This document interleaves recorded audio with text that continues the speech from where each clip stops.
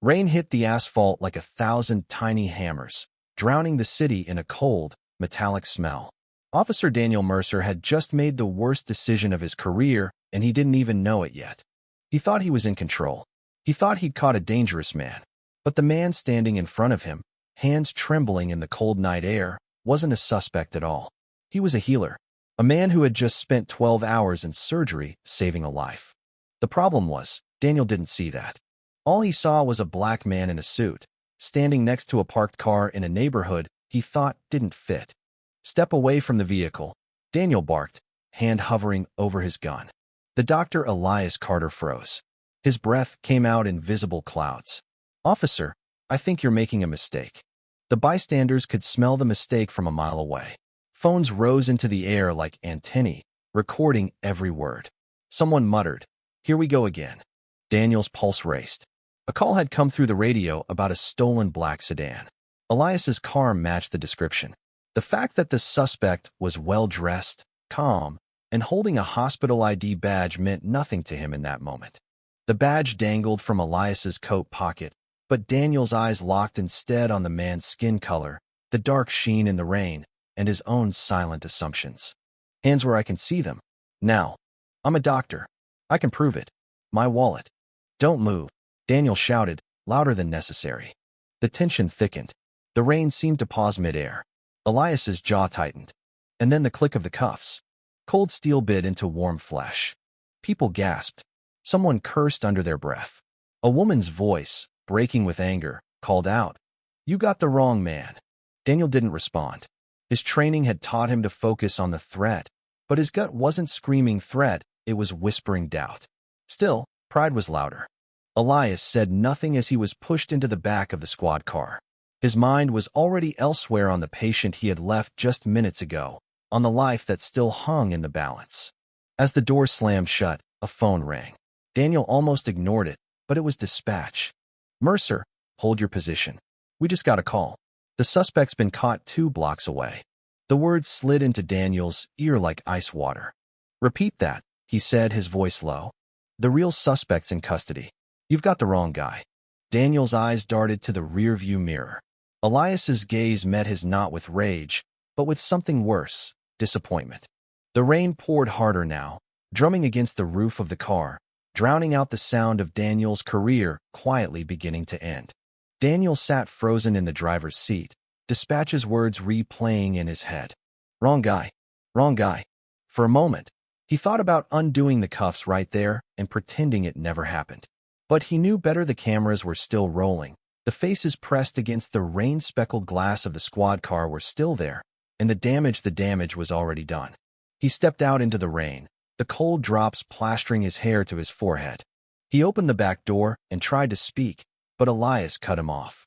"Save it," the doctor said quietly, his voice steady but sharp enough to slice through the noise of the street. "You already made up your mind about me." Daniel swallowed. "I got a description. You saw what you wanted to see." Elias snapped, his eyes burning now. "And you didn't see a doctor. You saw a black man next to a car you thought he couldn't afford." The crowd pressed closer, sensing the shift. One man shouted, "Uncuff him."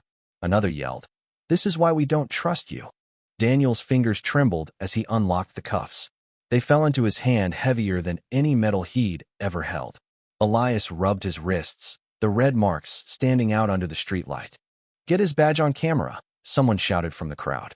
And sure enough, a dozen lenses zoomed in as Elias pulled his hospital ID from his coat pocket.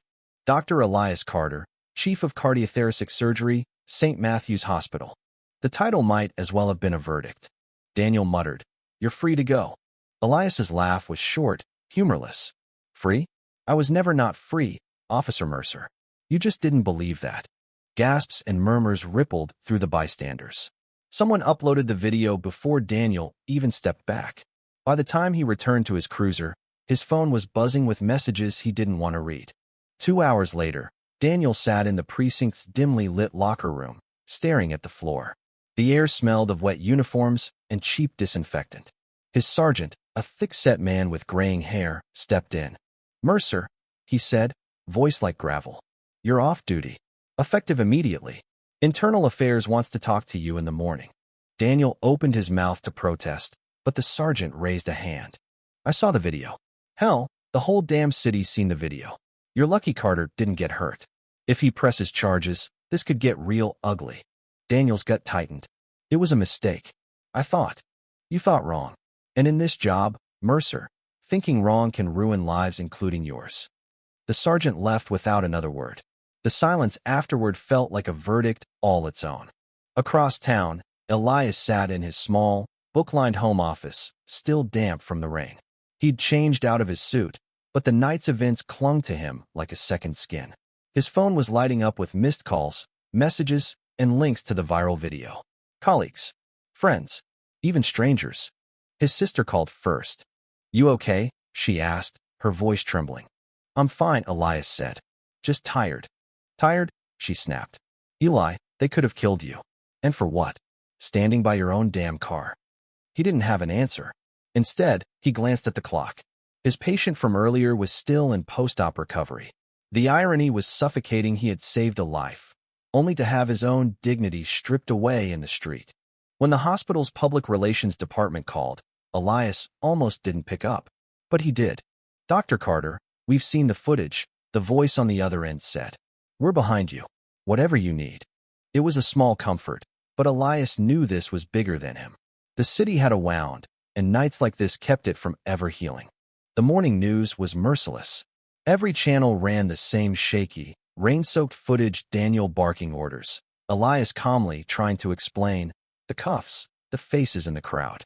On social media, the hashtag #DrWhileBlack was trending. Civil rights advocates demanded accountability. Talk shows dissected every second of the video. Daniel's name, photo, and badge number were plastered across screens. At the precinct, internal affairs investigators grilled Daniel for hours. Why didn't you check his ID first? I was following the suspect description. Why did you draw your weapon? For officer safety. They wrote notes without looking at him, their expressions unreadable. But Daniel knew they weren't buying it. When he finally left the building, reporters swarmed. Officer Mercer, do you regret your actions? Do you think race played a role? Have you spoken to Dr. Carter? He said nothing. His lawyer had warned him anything he said now could be the final nail in his career's coffin. Meanwhile, Elias was invited to speak at a press conference organized by a local civil rights group. He didn't want to. He was a surgeon, not a politician. But the faces in that rainy crowd last night kept coming back to him, the anger, the exhaustion, the hopelessness. If he stayed silent, what would change? Standing at the podium, he looked out at a sea of microphones and cameras. Last night, he began, I was not a doctor. I was not a man who had just spent hours saving someone's life. I was not a citizen with rights. To Officer Mercer, I was just a black man in the wrong place at the wrong time. And that is the problem. The room was silent except for the clicking of cameras. Elias went on to speak about implicit bias, about the fear and humiliation that came with being treated as a suspect for existing. His voice didn't rise, it didn't need to. The truth was loud enough. When he finished, the applause was thunderous. But Elias didn't feel victorious, he felt tired. Change, he knew, was slow. And this was just one story among thousands. That night, Daniel watched the press conference from his apartment. Each word felt like a stone in his chest.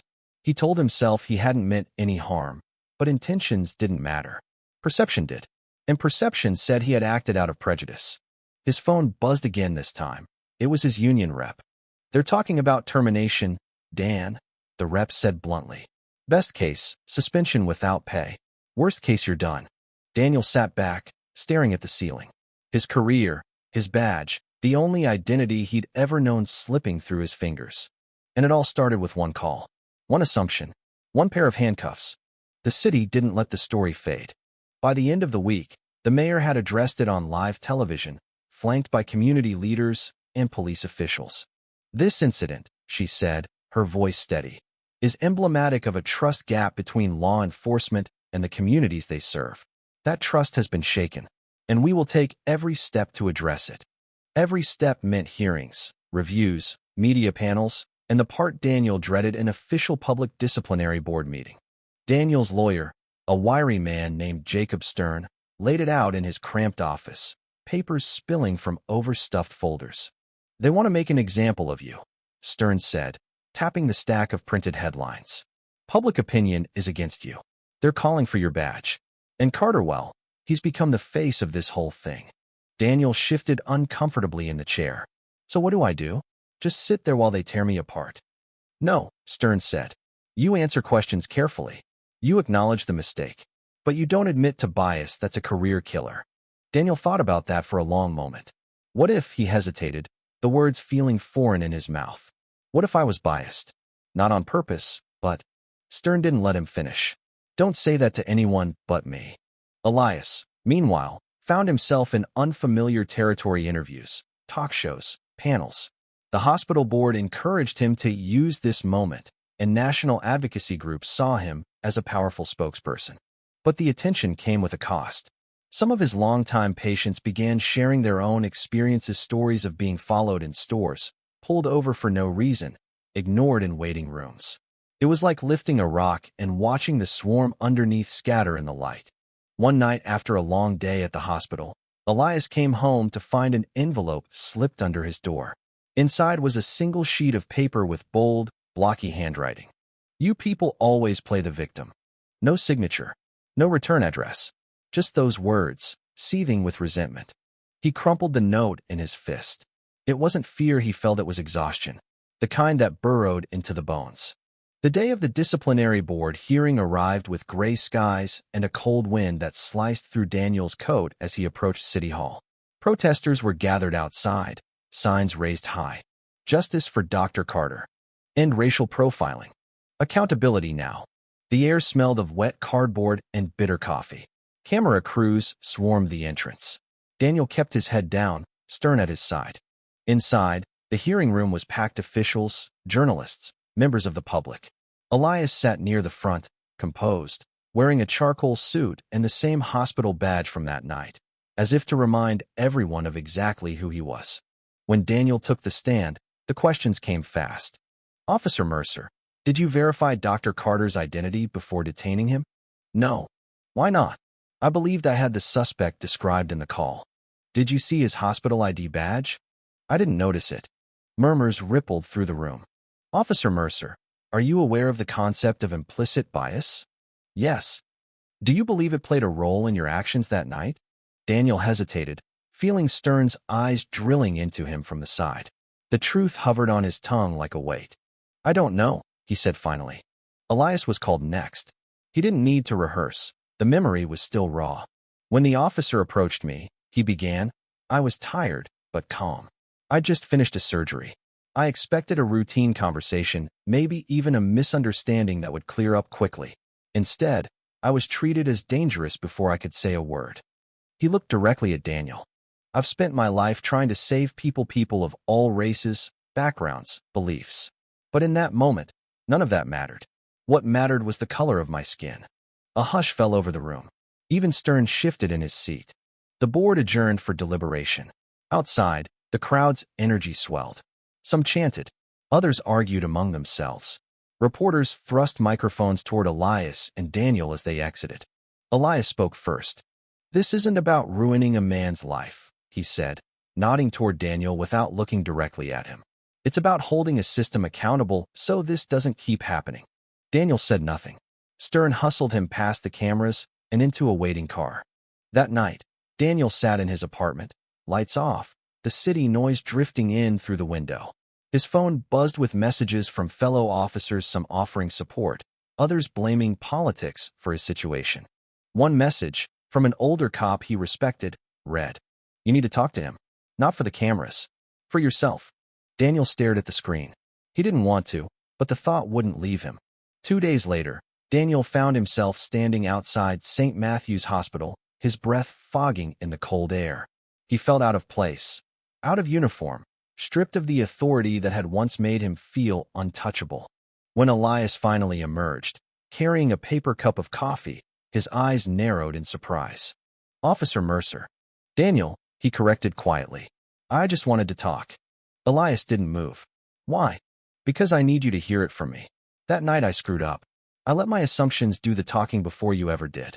I don't know if that makes me a bad cop, but it sure as hell made me a bad person in that moment. The words hung in the air, visible in the cold. Elias studied him, weighing the sincerity. Do you want my forgiveness, or do you want to change? Daniel hesitated. Both. But I know I might only get one. For the first time since that night, Elias's expression softened just a fraction.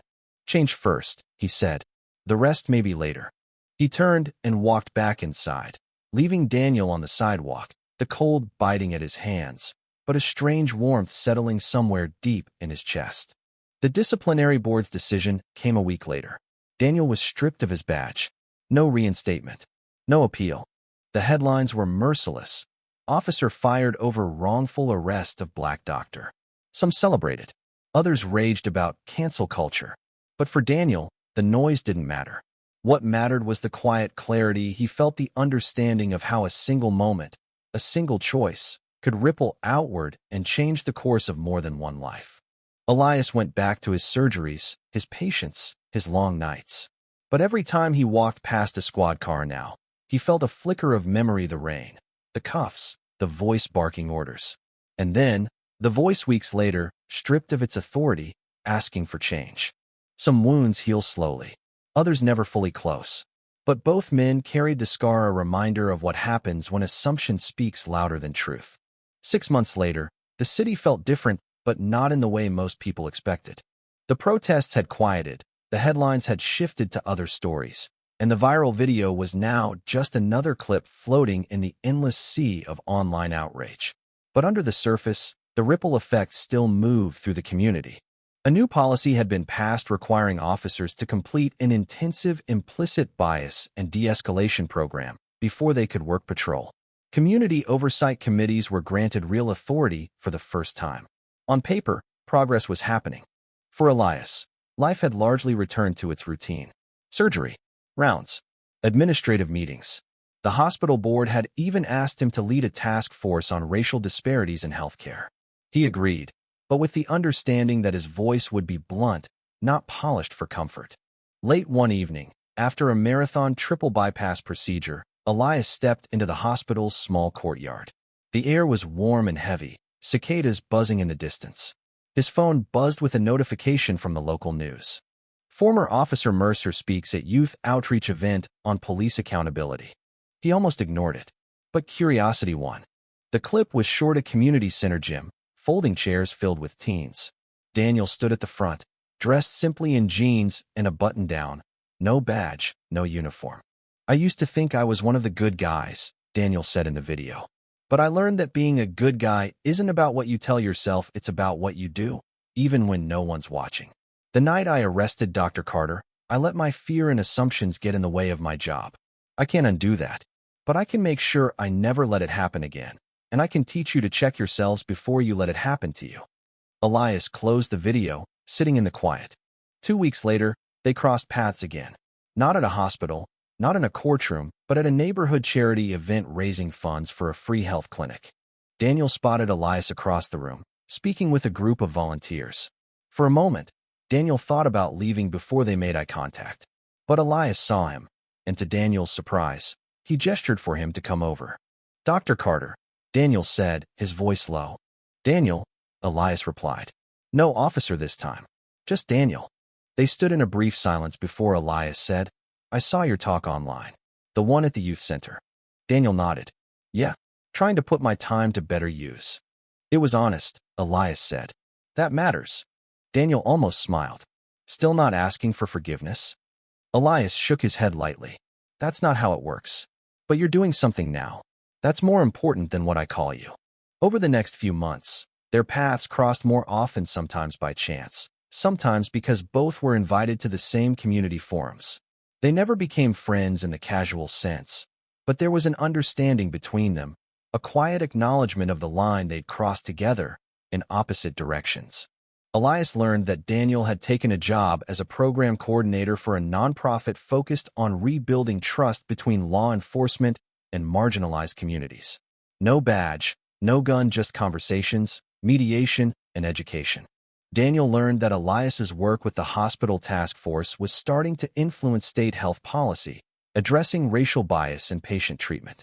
Both men had lost something that night: Daniel, his career; Elias, a sense of safety he once took for granted.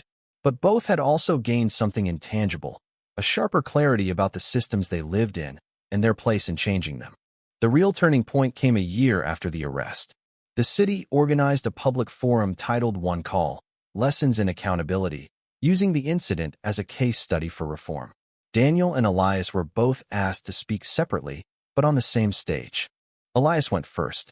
"What happened to me could have happened to any black man in this city," he said. "I had the privilege of a title, a position, a platform, and still, I was reduced to a suspect in the span of seconds. That tells you everything you need to know about the work we still have to do." He stepped down, and Daniel took the podium. "That night," he said, "I got a call over the radio about a stolen car. I made the arrest before I made the conversation. I've thought about that every day since. One call ended my career, but it also started something I should have been doing all along, listening before acting." The applause wasn't explosive, but it was steady. It wasn't about agreeing with them. It was about recognizing that both men had shown up not to win, but to be heard. After the event, as the crowd thinned, Daniel approached Elias near the exit. "You know," Daniel said, "I've been thinking about that night and that call. It ruined me, but it also saved me from spending the rest of my life thinking I was doing everything right." Elias looked at him for a long moment. "That's the thing about pain," he said. "It can end you, or it can teach you. The choice is yours." Daniel smiled faintly. "Guess I made the better choice." "Guess so," Elias replied, and this time, the corner of his mouth curved upward too. Months later, the free health clinic opened its doors, funded in part by the charity event where they'd first seen each other after the hearing. Daniel volunteered to help with community outreach. Elias offered free consultations for underinsured patients. They never spoke much about the arrest anymore. But every so often, when the rain fell on the city streets and the sound echoed against the pavement, both men would remember that night. The flashing lights, the cold cuffs, the call that started it all. And they would remember what came after the loss, the reckoning, and the slow, uneven path towards something better. Because in the end, the title still held true. One call had destroyed a career. One call had nearly broken a man. But that same call had also forced two strangers to face the truth about themselves and about the world they lived in, and left them both unwilling to turn away from it again. Thank you for listening. If you find it interesting, please like and subscribe to follow the next stories.